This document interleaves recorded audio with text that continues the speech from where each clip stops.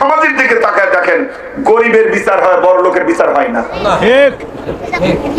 বড় লোকের ছেলে মুরগি চুরি করেছে, বিচারক গেল মেম্বারের কাছে, চেয়ারম্যানের কাছে, চেয়ারম্যান সাহেব ওটা হাসি উড়া দিচ্ছে, হ্যাঁ এটা চুরি নাকি? যুবক ছেলে পেলে ওটা একটু পিকনিক করেছে,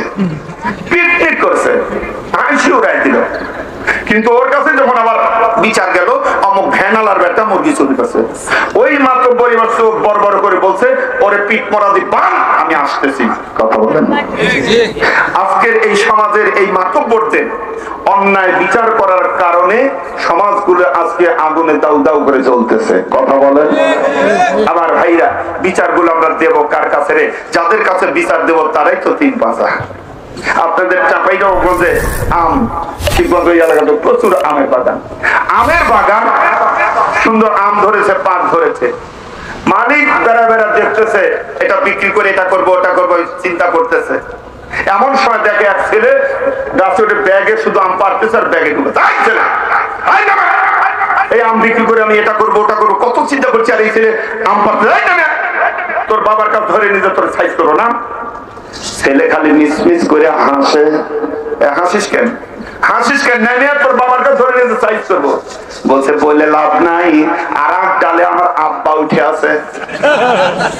বাগানের মালিক আফসোস করে দেখতেছে, ছেলের কাছে হলো ব্যাগ আর বাবার কাছে হলো বস্তা। আফসোস করে করে বলে, হায় রে, বিচার দেব কার কাছে রে? বিচার দেব কার কাছে? যার কাছে বিচার দেব তার কাছে বস্তা। আমার ভাইরা, আজকে আমরা এই সাধারণ মানুষগুলা কার কাছে বিচার দেব রে? কার কাছে বিচার দেব? যাদের কাছে বিচার দেব তাদের কাছেই বস্তা। তবে এই মানুষগুলোর বিচার যদি মানুষ না করে, এর বিচার একদিন আল্লাহর কাছে হবেই হবে, ঠিক কিনা?